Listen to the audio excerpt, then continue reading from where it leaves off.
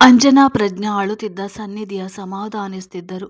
ಅವಳಿಗೆ ಒಂದು ಕಡೆ ತನ್ನ ತಂದೆಗೆ ಆಗುವ ಅವಮಾನ, ಇನ್ನೊಂದು ಕಡೆ ತನ್ನ ಪ್ರೀತಿ ಕೈ ಜಾರುವುದು. ಎರಡಕ್ಕೂ ಭಾನುವೇ ಕಾರಣ ಎಂದು ತಿರುಗಿ ಬಿದ್ದಿದ್ದಳು. ಈಗ ವರುಣ್ ತನ್ನನ್ನೇ ತಪ್ಪಿಸ್ತಾ ಮಾಡಿದ್ದು ಮನಸ್ಸಿಗೆ ಅತೀವ ನೋವು ಮಾಡಿತ್ತು. ನೋವಿನ ಜೊತೆ ವರುಣ್ ಮೇಲೆ ಕೋಪವೂ ಬಂದಿತ್ತು. ಸನ್ನಿ ಬಿಡೆ ಹೋಗ್ಲಿ, ಅವನಿಗೆ ನೀನು ಮುಖ್ಯ, ಅಮ್ಮನೂ ಮುಖ್ಯ. ಯಾರಿಗೆ ಅಂತ ಬುದ್ಧಿ ಹೇಳ್ತಾನೆ? ಎತ್ತ ತಾಯಿನ ಯಾರಾದರೂ ಬೈದ್ರೆ ಅವನಿಗೆ ಕೋಪ ಬರಲ್ವಾ ಎಂದಳು ಪ್ರಜ್ಞಾ ಸನ್ನಿಧಿಗೆ ಬುದ್ಧಿ ಹೇಳುತ್ತಾ. ನೀನು ಮಾತಾಡಿದ್ದು ತಪ್ಪು ಅಂತ ನಾನು ಹೇಳೋಲ್ಲ. ನಿನ್ನ ಸ್ಥಾನದಲ್ಲಿ ನಿಂತು ನೋಡಿದರೆ ನೀವು ಹೇಳಿದ್ದೇ ಸರಿ ಇದೆ. ಅವರು ಮಾತಾಡಿದ್ದು ಜಾಸ್ತಿನೇ ಆಯಿತು. ವರುಣ್ ಹೊಡಿಬಾರ್ದಿತ್ತು. ಈಗ ಅದನ್ನೇ ಮುಂದುವರಿಸಬೇಡ, ಬಿಟ್ಬಿಡೆ ಎಂದರು ಅಂಜನಾ. ಈ ಘಟನೆಯಿಂದ ಸನ್ನಿಧಿ ವರುಣ್ ಪ್ರೀತಿ ದೂರವಾಗದಿರಲಿ ಎಂದು. ಅಕ್ಕ, ಅತ್ತಿಗೆ, ನನ್ನ ಕೆನ್ನೆ ಏನು ದೇವಸ್ಥಾನದ ಗಂಟೆನಾ? ಯಾವನೋ ಇಷ್ಟ ಬಂದಾಗಲೆಲ್ಲ ಹೊಡೆಯೋಕ್ಕೆ. ಅವನು ಯಾರು ನನ್ನ ಹೊಡೆಯೋಕ್ಕೆ? ನಾನು ಏನು ಅವನ ಬಗ್ಗೆ ಮಾತನಾಡಿದ್ನ? ಕೋಪ ಮೀರಿತ್ತು ಸನ್ನಿಧಿಗೆ. ಸನ್ನಿ, ನೀನೀಗ ಹಠ ಮಾಡಿದರೆ ಹೇಗೆ? ಇದನ್ನು ಇಲ್ಲಿಗೆ ಮರೆತು ಬಿಡು. ಮುಂದೆ ಮದುವೆ ಆಗಬೇಕಾದವರು ನೀವಿಬ್ಬರು, ಬುದ್ಧಿ ಹೇಳಿದಳು ಪ್ರಜ್ಞಾ. ಏನು ಮದುವೆನಾ? ಇಷ್ಟೆಲ್ಲ ನನ್ನ ಅಂದು ಆಡಿ ಹೊಡೆದವನ ನಾನು ಮದುವೆ ಆಗ್ತೀನಾ? ಸಾಧ್ಯನೇ ಇಲ್ಲ. ಅವನ ಸಾವಾಸವೇ ಬೇಡ ನನಗೆ ಎಂದವಳು.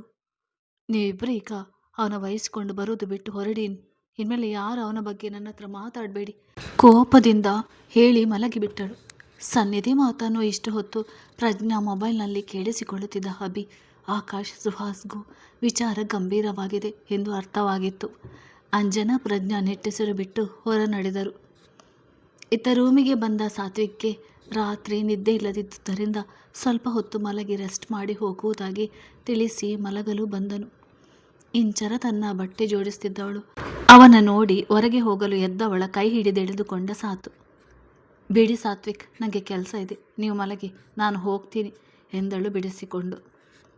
ಸ್ವಲ್ಪ ಹೊತ್ತು ಮಲಗು ಇಂಚು, ನನಗೂ ನಿದ್ದೆ ಬರ್ತಿದೆ, ರಾತ್ರಿನೂ ನಿದ್ದೆ ಮಾಡಿಲ್ಲ ಎಂದನು ಅವಳ ಮುಂಗರಳ ಸರಿಸಿ. ಅದಕ್ಕೆ ನಾನು ಏನು ಮಾಡಲಿ? ಬಿಡಿ, ನಿಮಗೆ ಇಷ್ಟ ಆದಾಗ ಹತ್ರ ಬರಬೇಕು, ಬೇಡ ಅಂದಾಗ ದೂರ ಇರಬೇಕಾ? ನಾನೇನು ನೀವಾಡಿಸುವ ಗೊಂಬೆನಾ ಎಂದಳು ಕೊಸರಿಕೊಳ್ಳುತ್ತಾ. ಏನು ನೀನು ಹೇಳುವುದು? ನಿನ್ನ ಯಾವಾಗ ದೂರ ಇಟ್ಟಿದ್ದೆ? ನಾನು ಮನೆಯವರನ್ನೊಪ್ಪಿಸಿ ಮದುವೆ ಆಗಲಿಲ್ವಾ? ಈಗ ಏನಾಯಿತು ನಿಂಗೆ? ನಿನ್ನೆ ಚೆನ್ನಾಗೇ ಇದ್ದೆ ಎಂದನು ಹುಬ್ಬುಗಂಟಿಕ್ಕೆ. ಇನ್ನೂ ಏನಾಗಬೇಕು? ಇದಕ್ಕೆ ನಾನು ಶ್ರೀಮಂತರ ಸಾವಾಸ ಬೇಡ ಅಂದಿದ್ದು. ಮೇಲೆ ತಲಕು ಒಳಗೆ ಹುಳುಕು ಅಂತ ಎಂದಳು ತುಟಿ ಕೊಂಕಿಸಿ. ಅದೇನಾಯಿತು? ಸರಿಯಾಗಿ ಬೊಗಳು. ಇಲ್ಲಿ ನಾನು ನೀನು ಇಬ್ಬರೇ. ಇಲ್ಲ, ಮನೆ ತುಂಬ ಜನ ಇದ್ದಾರೆ, ಸ್ವಲ್ಪ ನೋಡಿ ಮಾತಾಡು, ಬಾಯಿಗೆ ಬಂದಿದ್ದು ಹೊದರ್ಬೇಡ ಎಂದನು ಅವಳು ಅಣಕಿಸುವುದು ನೋಡಿ. ನಾನೇನು ಬಾಯಿಗೆ ಬಂದಿದ್ದು ಹೊದರ್ತಿಲ್ಲ. ಮದುವೆ ಮುಂಚೆ ಹೇಗೆ ಇದ್ರಿ? ಆದರೆ ಮದುವೆ ಆಗಿ ಬಂದ ದಿನದಿಂದ ಬದುಕಿದ್ನಾ ಸತ್ತಿದ್ನಾ ಕೇಳಿದ್ರ? ಈ ಮನೆ ಹೊಸದು, ಹೇಗೆ ಹೊಂದಿಕೊಳ್ತಾಳೆ ಅಂತ ಯೋಚಿಸಿದ್ರ? ಏನು ಕೇಳೋಕ್ಕೂ ಬಂದರೂ ರೇಗುವುದೇ ಆಯಿತು.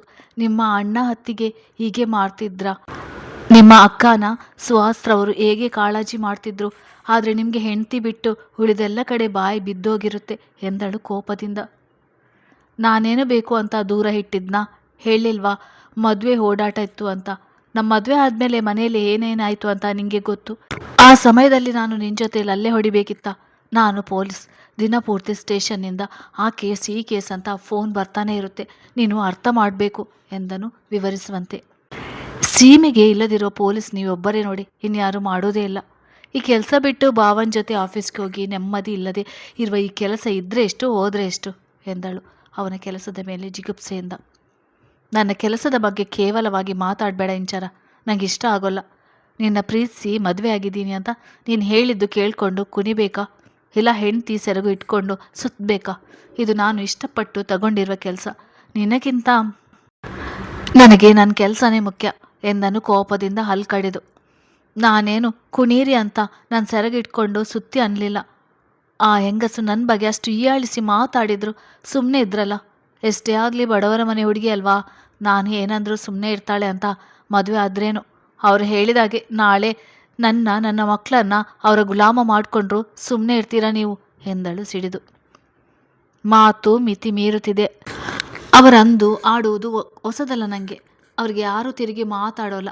ನನ್ನ ಮಕ್ಕಳನ್ನ ಹೇಗೆ ನೋಡ್ಕೊಳ್ಬೇಕು ನನಗೆ ಗೊತ್ತಿದೆ. ಆ ವಿಚಾರ ಅಲ್ಲಿಗೆ ಬಿಡು ಎಂದನು ತಾಳ್ಮೆ ಕಳೆದುಕೊಂಡು.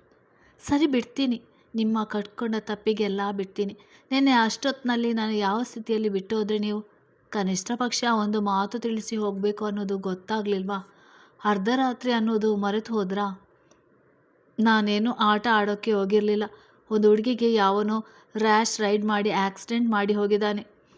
ಆ ಹುಡುಗಿ ಸಾಯುವ ಪರಿಸ್ಥಿತಿಯಲ್ಲಿ ಇದ್ದಿದ್ದಕ್ಕೆ ಅವಸರವಾಗಿ ಹೋಗಿದ್ದೆ ಅಷ್ಟೇ.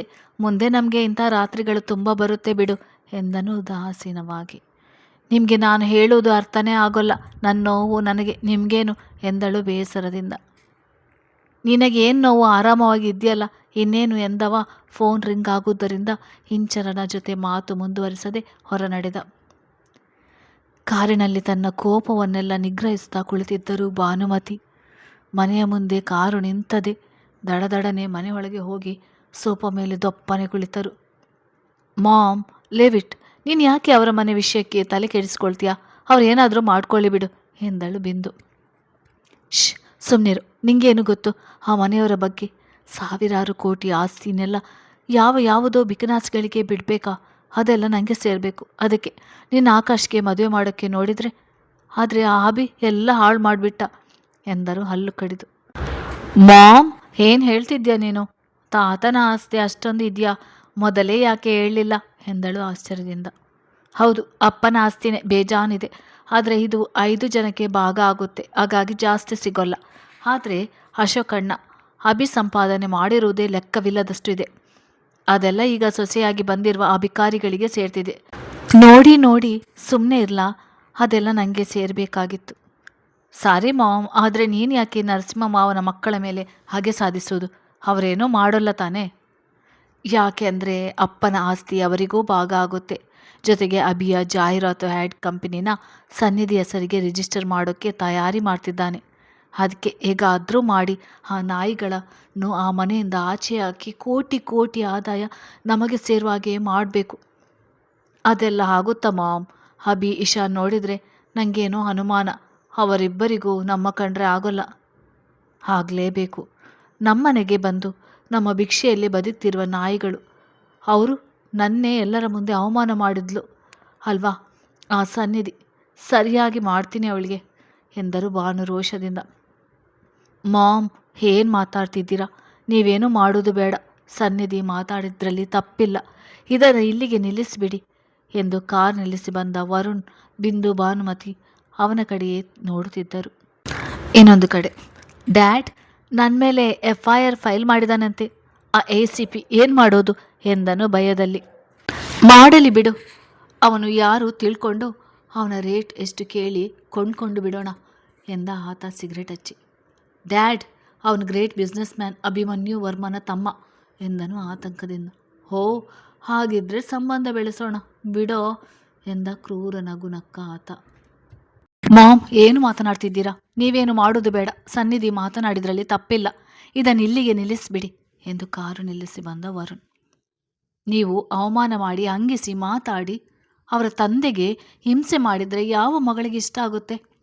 ಅವಳಿಗೂ ನೋವಾಗಿ ಆ ಥರ ಮಾತಾಡಿದಾಳೆ. ನೀವು ಅದನ್ನು ಈಗಲೇ ಮರೆತು ಬಿಡಿ ಎಂದನು ವರುಣ್ ಮನೆಯೊಳಗೆ ತಾಯಿಯ ಮಾತು ಕೇಳಿ. ಏನೋ ಮರೆಯೋದು? ನೀನೊಬ್ಬ ನಿಮ್ಮ ಅಪ್ಪನ ಥರ ಆಡ್ತೀಯ. ನಾನೊಬ್ಬಳೇ ಇಲ್ಲಿ ಹೋರಾಡಬೇಕು. ಇನ್ನು ನಿನ್ನ ತಂಗಿ ಮದುವೆ ಮಾಡಿಲ್ಲ, ನಿನ್ನ ಮದುವೆ ಮಾಡಬೇಕು. ಖರ್ಚು ಎಷ್ಟಾಗುತ್ತೆ ಗೊತ್ತಿದೆಯಾ? ಸುಮ್ಮನೆ ಆಫೀಸ್ ನೋಡ್ಕೋ ಅಂದರೆ ಅದು ಯಾವುದೋ ಹಾಳಾದ ಪೊಲೀಸ್ ಕೆಲಸಕ್ಕೆ ಹೋಗ್ತಿದ್ಯಾ ಎಂದರು ಭಾನು ದುಮುಗುಡುತ್ತಾ. ಮಾಮ್, ಕೆಲಸ ಯಾವುದಾದ್ರೇನು, ಗುರಿ ಮುಖ್ಯ. ಬರೀ ದುಡ್ಡು ಅನ್ಬೇಡಿ. ಈಗ ನಮಗೇನು ಕಡಿಮೆ ಆಗಿರೋದು? ನನ್ನ ಮಕ್ಕಳು ಮೊಮ್ಮಕ್ಕಳು ಕೂತು ತಿನ್ನುವಷ್ಟು ಆಸ್ತಿ ಇದೆ ತಾನೆ ಎಂದನು ಅಸಮಾಧಾನದಿಂದ. ಇದೆ, ಆದರೆ ಅಭಿಮನ್ಯು ಅಷ್ಟು ಅಲ್ಲ. ವರ್ಮ ಮನೆ ಆಸ್ತಿಗೆ ನನ್ನ ಮಗಳೇ ಯಜಮಾನಿ ಆಗಬೇಕಾಗಿತ್ತು. ಆದರೆ ಯಾವಳೋ ಬಂದು ಅಧಿಕಾರ ತಗೊಳ್ಳುವುದು ನೋಡಿ ಹೇಗೆ ಸುಮ್ಮನೆ ಇರಲಿ. ನನ್ನ ಸಂಕಟ ನಿಮಗೆ ಗೊತ್ತಾಗೋಲ್ಲ ಎಂದರು ಅಳುವಂತೆ. ಮಾಮ್, ನರಸಿಂಹ ಮಾವನ ತಾತ ಕಾನೂನು ರೀತಿ ದತ್ತು ತಗೊಂಡಿದ್ದಾರೆ.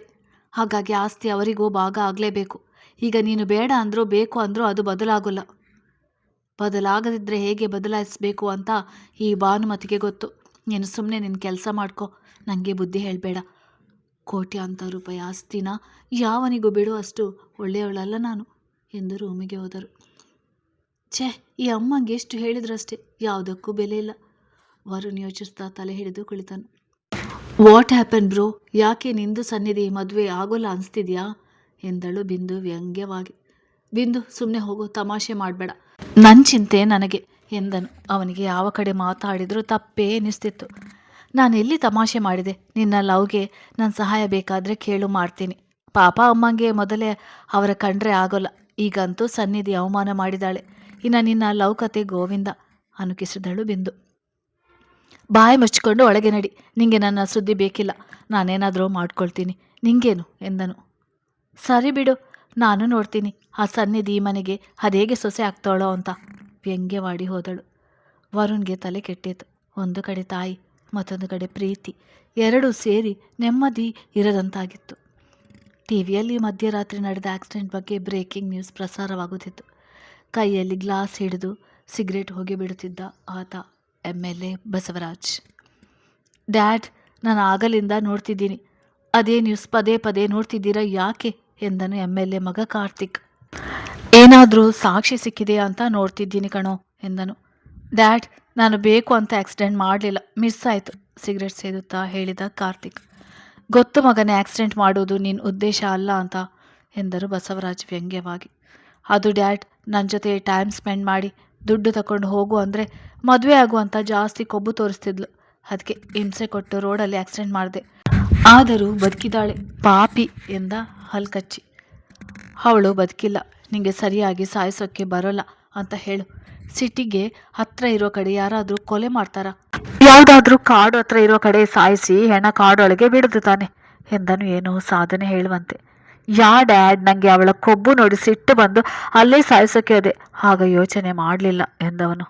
ಡ್ಯಾಡ್, ಆಕ್ಸಿಡೆಂಟ್ ಕೇಸ್ ಮೇಲೆ FIR ಫೈಲ್ ಮಾಡಿದಾನಂತೆ ಆ ACP, ಏನು ಮಾಡೋದು ಎಂದನು ಭಯದಲ್ಲಿ. ಮಾಡಲಿ ಬಿಡು, ಅವನು ಯಾರು ಅಂತ ತಿಳ್ಕೊಂಡು ಅವನ ರೇಟ್ ಎಷ್ಟು ಕೇಳಿ ಕೊಂಡ್ಕೊಂಡು ಬಿಡೋಣ ಎಂದ ಆತ ಸಿಗರೇಟ್ ಹಚ್ಚಿ. ಡ್ಯಾಡ್, ಅದಷ್ಟೊಂದು ಸುಲಭ ಅಲ್ಲ, ಯಾಕಂದರೆ ಅವನು ಬಡವ ಅಲ್ಲ, ಗ್ರೇಟ್ ಬಿಸ್ನೆಸ್ ಮ್ಯಾನ್ ಅಭಿಮನ್ಯು ವರ್ಮನ ತಮ್ಮ ಸಾತ್ವಿಕ್ ವರ್ಮ ಎಂದನು ಆತಂಕದಿಂದ.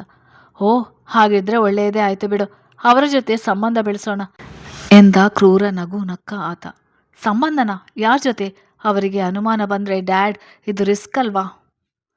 ಯಾವುದೋ ರಿಸ್ಕ್ ಇರೋಲ್ಲ, ಆಕ್ಸಿಡೆಂಟ್ ಮಾಡಿರೋದು ನೀನೇ ಅಂತ ಪೊಲೀಸ್ಗೆ ಇನ್ನೂ ಗೊತ್ತಿಲ್ಲ, ಗೊತ್ತಾಗೋಕ್ಕೆ ನಾನು ಬಿಡೋಲ್ಲ, ಅಷ್ಟರಲ್ಲೇ ನೀನು ಆ ಮನೆ ಅಳಿ ಆಗು ಎಂದವರು. ನೀನು ಮುಂದೆ ರಾಜಕೀಯಕ್ಕೆ ಬರಬೇಕಾಗಿರೋನು, ಈ ಥರ ಸಿಲ್ಲಿ ವಿಷಯಕ್ಕೆ ಮರ್ಯಾದೆ ಹೋದರೆ ರಾಜಕೀಯದಲ್ಲಿ ಬೆಳೆಯೋಕ್ಕೆ ಆಗೋಲ್ಲ, ಸ್ವಲ್ಪ ದಿನ ಎಲ್ಲಾದರೂ ಬಚ್ಚಿಟ್ಕೋ, ನಾನು ಕಮಿಷನರ್ ಹತ್ರ ಮಾತಾಡ್ತೀನಿ ಎಂದು ಸಾಧುವಿನಂತೆ ಹೊರ ನಡೆದ MLA ಬಸವರಾಜ್. ಇತ್ತ ಕಡೆ ಇತ್ತೀಚೆಗೆ ವೇದನ ಆರೋಗ್ಯದಲ್ಲಿ ಏರುಪೇರಾಗಿತ್ತು. ಅತೀವ ಸುಸ್ತು, ಏನು ತಿಂದರೂ ವಾಂತಿ ಆಗುತ್ತಿತ್ತು. ಕರಣ್ ಅಭಿಯ ಮದುವೆಯ ರಾಧಾಂತದಿಂದ ಸ್ವಲ್ಪ ಡಿಸ್ಟರ್ಬ್ ಆಗಿದ್ದ ಮನೆ ಕಡೆ ಜಾಸ್ತಿ ಗಮನ ಕೊಡಲಾಗುತ್ತಿರಲಿಲ್ಲ. ಜೊತೆಗೆ ಶ್ರೀನಿಕಾ ವೇದನ ಗೆಳತಿ ಎಂಬುದೇ ದೊಡ್ಡ ತಲೆ ಬಿಸಿಯಾಗಿತ್ತು. ಆಫೀಸ್ಗೆ ತಯಾರಾಗುತ್ತಿದ್ದವನ ಬಳಿ ಬಂದ ವೇದ, ರೀ, ಇವತ್ತು ಸ್ವಲ್ಪ ರಜೆ ಹಾಕಿ ಆಸ್ಪತ್ರೆಗೆ ಹೋಗೋಣ, ಬರ್ತೀರಾ ಎಂದಳು. ಯಾಕೆ ವೇದ, ಏನಾಯಿತು? ಏನಾದರೂ ತೊಂದರೆನಾ ಎಂದ ಆತಂಕದಿಂದ. ಆ ಥರ ಏನಿಲ್ಲ ರೀ, ಯಾಕೋ ತಿಂದಿದ್ದೆಲ್ಲ ವಾಂತಿ ಆಗ್ತಿದೆ, ಸುಸ್ತು ಇದೆ ಅದಕ್ಕೆ. ಹಾಗಿದ್ರೆ ಡ್ರೈವರ್ ಜೊತೆ ಹೋಗಿ ಅದೇನೋ ಚೆಕ್ ಮಾಡ್ಕೊಂಡು ಬಾ, ತಗೋ ಈ ಕಾರ್ಡ್, ದುಡ್ಡಿಗೇನು ಚಿಂತೆ ಮಾಡಬೇಡ ಎಂದ ತನ್ನ ಕಾರ್ಡ್ ಕೊಟ್ಟು. ರೀ, ನನಗೆ ದುಡ್ಡು ಬೇಡ, ನೀವು ಜೊತೆ ಬನ್ನಿ ಅಂತಿರೋದು ಎಂದಳು ಸ್ವಲ್ಪ ಕೋಪದಲ್ಲಿ. ವೇದ, ನನಗೆ ಕೆಲಸ ಇದೆ, ಶೋರೂಮಲ್ಲಿ ಪೆಂಡಿಂಗ್ ಇರುವ ಕೆಲಸ ಮುಗಿಸ್ಬೇಕು, ಎಂಪ್ಲಾಯ್ ಲಿಸ್ಟ್ ರೆಡಿ ಮಾಡಿ ಸೈನ್ಗೆ ಕೊಡಬೇಕು, ಇನ್ನೊಂದು ವಾರ ಪೂರ್ತಿ ಬ್ಯುಸಿ. ಯಾವಾಗಲೂ ಕೆಲಸ ಕೆಲಸ ನಿಮಗೆ, ನನ್ನ ಆರೋಗ್ಯಕ್ಕಿಂತ ಕೆಲಸನೇ ಮುಖ್ಯನಾ? ಇನ್ನು ಯಾವಾಗ ನಾವು ಒಟ್ಟಿಗೆ ಸಮಯ ಕಳೆಯೋದು ಎಂದಳು ಅಸಮಾಧಾನದಿಂದ. ಪದೇ ಪದೇ ಅದನ್ನೇ ಕೇಳಬೇಡ, ಇರಿಟೇಟ್ ಆಗುತ್ತೆ. ಅಭಿ ಇವತ್ತು ಆಫೀಸ್ಗೆ ಬರ್ತಿದ್ದಾನೆ, ಮೀಟಿಂಗ್ ಇರುತ್ತೆ, ಅದಕ್ಕೆ ಬ್ಯುಸಿ ಅಂದೆ. ನಿನ್ನ ಜೊತೆ ಇರೋದೇ ಇಲ್ಲ ಅನ್ನಿಲ್ಲ ಎಂದವನು. ಕೆಲಸ ಪೆಂಡಿಂಗ್ ಇದೆ, ಈ ತಿಂಗಳ ಬಗ್ಗೆ ಕೆಲವು ಫೈಲ್ ರೆಡಿ ಮಾಡಿ ಅಭಿ ಹತ್ರ ಸೈನ್ಗೆ ಹೋಗಬೇಕು, ಅದಕ್ಕೆ ಬ್ಯುಸಿ ಇದ್ದೀನಿ, ಇವತ್ತೊಂದಿನ ಹೋಗು, ಇನ್ಮೇಲೆ ನಾನೇ ಬರ್ತೀನಿ ಎಂದನು ಅವಳ ಕೆನ್ನೆ ಹಿಡಿದು. ಅವನ ಕೈ ಕೊಸರಿ ಹೊರ ನಡೆದಳು ವೇದ. ಇತ್ತ ಕಡೆ ಶ್ರೇಣಿಕಾ ಅಭಿಯ ಆರ್ಭಟ ನೋಡಿ ಹೆದರಿ ಬೆಂಡಾಗಿ ಹೋಗಿದ್ದಳು. ಮೌನವಾಗಿರುವ ವ್ಯಕ್ತಿಯೊಳಗೆ ಇಷ್ಟೊಂದು ಕೋಪವಿದೆ ಎಂದೇ ಅವಳಿಗೆ ತಿಳಿದಿರಲಿಲ್ಲ. ಈ ಮನೆಯಲ್ಲಿ ತನ್ನ ಯಾರು ಮಾತನಾಡಿಸರು ಎಂದು ರೂಮಿನಲ್ಲಿ ಅಭಿ ರೆಡಿಯಾಗುವುದನ್ನೇ ನೋಡುತ್ತಾ ಒಂದೆಡೆ ನಿಂತಿದ್ದಳು. ಒಂದೆರಡು ಬಾರಿ ಕನ್ನಡಿಯಲ್ಲಿ ನೋಡಿದ ಅಭಿ, ಏನು ಹಾಗೆ ತಿನ್ನೋ ಥರ ನೋಡ್ತಿದ್ಯಾ, ಅಷ್ಟೊಂದು ಚೆನ್ನಾಗಿದ್ದೀನಾ ಎಂದು ಉಬ್ಬು ಹಾರಿಸಿ. ಇಲ್ಲ ಸರ್. ಅಯ್ಯೋ ಹೌದು ಸರ್, ಗೊತ್ತಿಲ್ಲ ಸರ್ ಎಂದಳು ತಡವರಿಸಿ. ಏನು, ನಾನು ಚೆನ್ನಾಗಿಲ್ವಾ? ನಿನ್ನ ಕಣ್ಣಿಗೇನು ದೊಡ್ಡ ರೋಗ ಬಂದಿದೆ? ನನ್ನಂಥ ಹ್ಯಾಂಡ್ಸಮ್ ಹುಡುಗ ಹುಡುಕಿದ್ರೂ ಸಿಗ್ತಿರ್ಲಿಲ್ಲ ನಿನಗೆ ಎಂದ ಜಂಬದಿಂದ. ಹ್ಞೂ ಸರ್ ಎಂದು ಸುಮ್ಮನಾದಳು. ನೋಡು, ಹೊರಗಡೆ ಯಾರಾದರೂ ಮಾತನಾಡಿಸಿದರೆ ನೆಟ್ಟಗೆ ಮಾತಾಡು, ಕೆಲಸ ಮಾಡು. ಇದು ವರ್ಮ ಮನೆ, ನಿಮ್ಮ ಕಾಲೋನಿ ಅಲ್ಲ. ನಿಮ್ಮ ಅಪ್ಪನ ಥರ ಇಲ್ಲಿ ಕುಡಿದು ತೂರಾಡೋರು ಯಾರೂ ಇಲ್ಲ. ಸ್ವಲ್ಪ ಗೌರವದಲ್ಲಿರು ಎಂದು ಆದೇಶಿಸುವಂತೆ. ಸರ್, ನಮ್ಮ ಅಪ್ಪನ ಬಗ್ಗೆ ಯಾಕೆ ಮಾತಾಡೋದು? ಇದು ನಮ್ಮ ವಿಚಾರ, ನಮ್ಮ ಮಧ್ಯನೇ ಇರಲಿ ಎಂದಳು ಶ್ರೀ. ತಂದೆ ಎಂಥವನಾದರೂ ಇನ್ನೊಬ್ಬರು ಹಂಗಿಸುವುದು ಹಿಡಿಸದು. ಓ, ಮಹಾರಾಣಿಯವರಿಗೆ ಕೋಪ ಬಂದಿದೆ. ನೀನು ಮಾಡಿರುವ ಗನಂದಾರಿ ಕೆಲಸಕ್ಕೆ ನಿಮ್ಮ ಅಪ್ಪನ ಬೈದೆ ಇನ್ಯಾರನ್ನು ಬೈಲಿ? ಅವನು ಸರಿ ಇದ್ದು ನಿಮಗೆ ಸರಿಯಾಗಿ ಬುದ್ಧಿ ಕಲಿಸಿದರೆ ನೀನು ಯಾಕೆ ಕಂಡವರ ಮನೆ ಹಾಳು ಮಾಡ್ತಿದ್ದೆ? ನಾಚಿಗೆ ಬಿಟ್ಟು ನನ್ನಿಂದೆ ಸುತ್ತುತ್ತಿದ್ದೆ. ನೋಡು, ಹಿಂಚರ ನಿಮ್ಮಮ್ಮನ ಥರ ನೆಟ್ಟಗಿದ್ದಾಳೆ. ನಿನ್ನ ಅಪ್ಪನ ಥರ ಬರೀ ಮನೆ ಹಾಳು ಬುದ್ಧಿನೇ ಕಲ್ತಿದ್ಯಾ ಎಂದ. ಶ್ರೇಣಿಕಳ ಕಣ್ಣು ತುಂಬಿತ್ತು ಅವನಂದ ಮಾತಿಗೆ. ಇದೊಂದು ಚೆನ್ನಾಗಿ ಮಾಡ್ತೀಯ, ಕಣ್ಣೀರು ಹಾಕ್ಕೊಂಡು ಅರ್ಧ ಹುಡುಗರನ್ನ ಯಾಮಾರಿಸ್ತೀಯ ಅಲ್ವಾ? ಹೌದು, ನಿಂಗೆ ಎಷ್ಟು ಜನ ಲವರ್ಸ್ ಇದ್ರು ಎಂದ. ನಾನು ಆ ಥರ ಹುಡುಗಿ ಅಲ್ಲ ಸರ್ ಎಂದಳು ತಲೆ ತಗ್ಗಿಸಿ. ಮತ್ತೆ ಯಾವ ಥರ? ನೇರ ದುಡ್ಡು ಇರುವ ಶ್ರೀಮಂತನ ಮನೆ ಹುಡುಗನ ಯಾಮಾರಿಸಿ ತಾಳಿ ಕಟ್ಟಿಸ್ಕೊಂಡು ಮೆರೆಯೋ ಥರ ಹುಡುಗಿನ ಎಂದನು ಖಾರವಾಗಿ. ಸ್ಟೇಷನ್ಗೆ ಬಂದ ಸಾತ್ವಿಕ್ಗೆ ಮಧ್ಯರಾತ್ರಿಯಲ್ಲಿ ಆಗಿರುವ ಅಪಘಾತದ ಬಗ್ಗೆ ಮೇಲಿನಿಂದ ಒತ್ತಡ ಬಿದ್ದಿದೆ. ವಿಚಾರಣೆ ಚುರುಕಾಗಿದೆ. ಪ್ರತಿ ಪಾಯಿಂಟ್ ಬಿಡದಂತೆ ಹುಡುಕುತ್ತಿದ್ದಾರೆ. ಮೇ ಐ ಕಮಿನ್ ಸರ್ ಎಂದು ಒಳ ಬಂದ SI ಅನಿಲ್. ರೀ ಅನಿಲ್, ಆ ಹುಡುಗಿಯ ರಿಪೋರ್ಟ್ ಬಂತೇನ್ರಿ?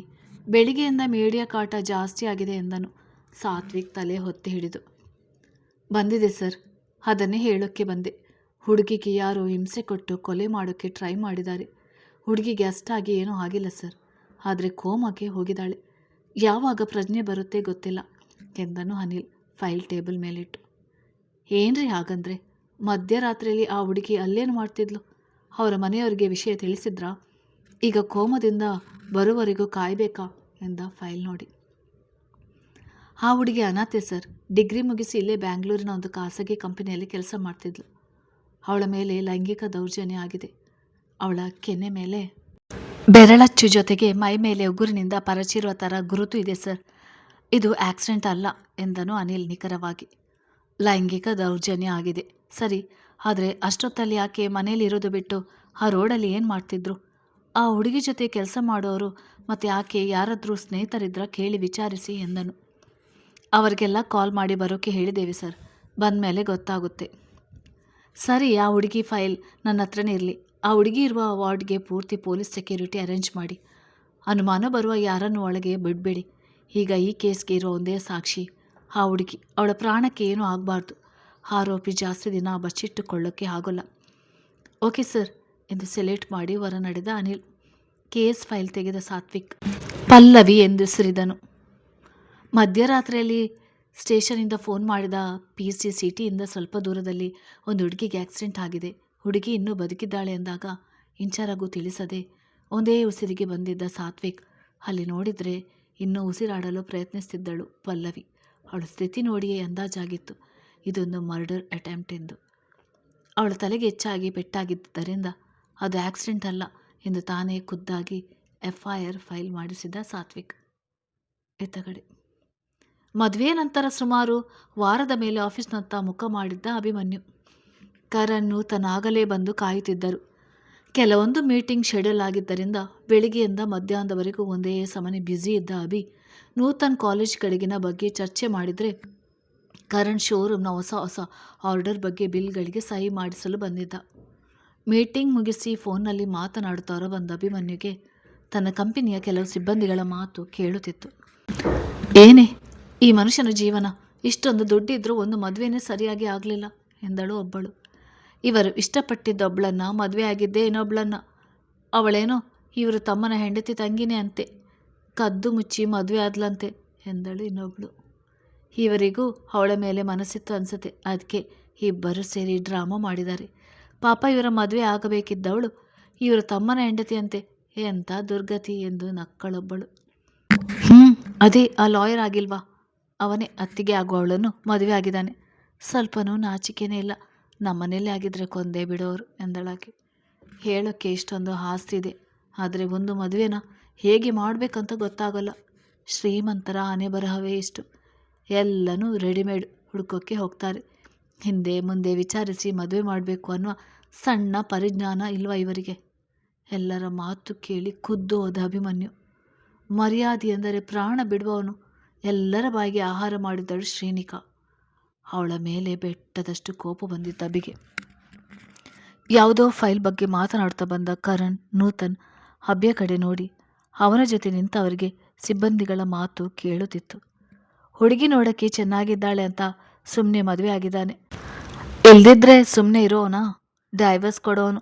ಎಲ್ಲ ನಾಟಕ ಬರೀ ಎಂದಳೊಬ್ಬಳು.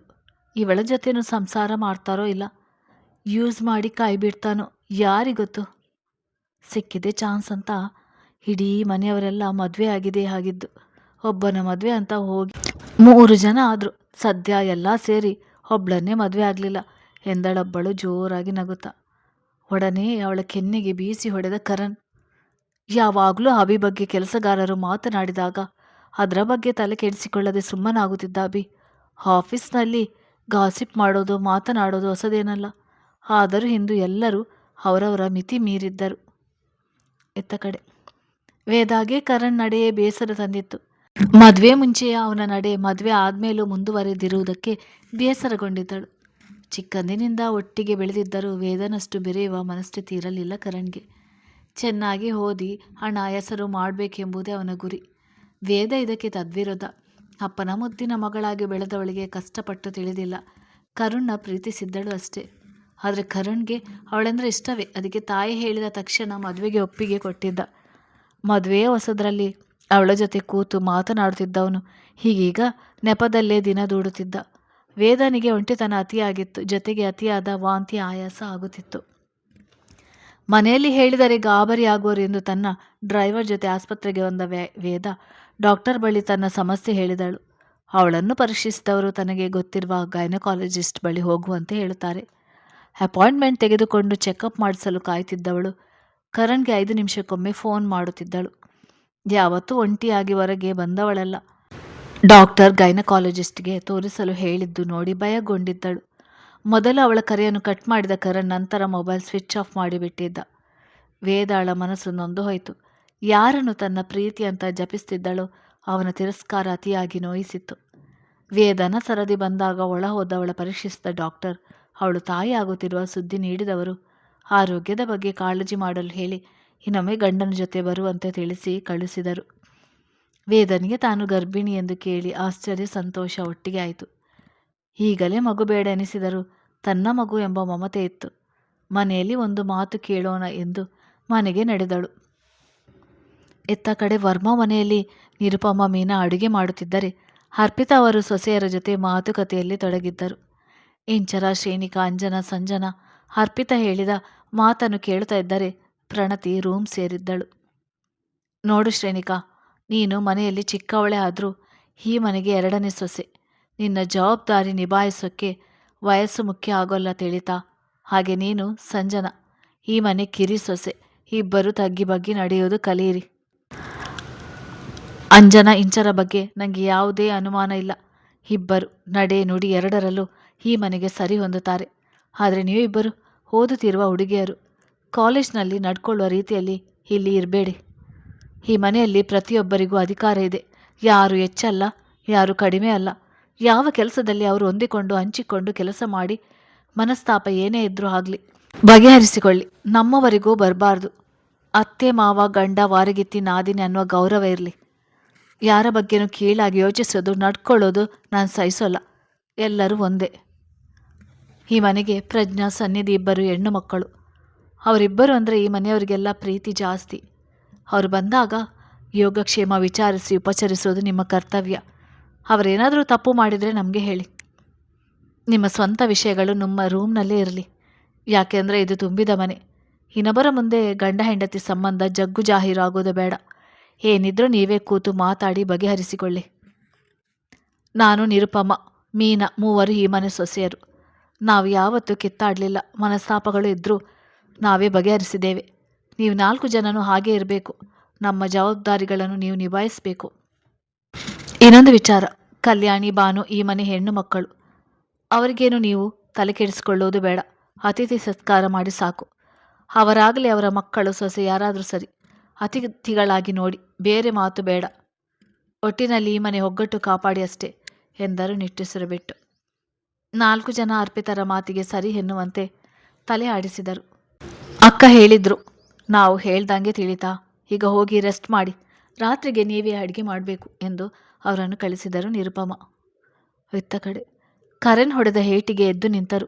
ಎಲ್ಲರೂ 1 ವಾರದಿಂದ ಅಭಿ ಇಲ್ಲದೆ ತಮ್ಮ ತಮ್ಮ ಟೇಬಲ್ ಮೇಲೆ ಹರಟೆ ಹೊಡೆಯುತ್ತಿದ್ದವರು ಇಂದು ಅದನ್ನೇ ಮಾಡಿದ್ದರು.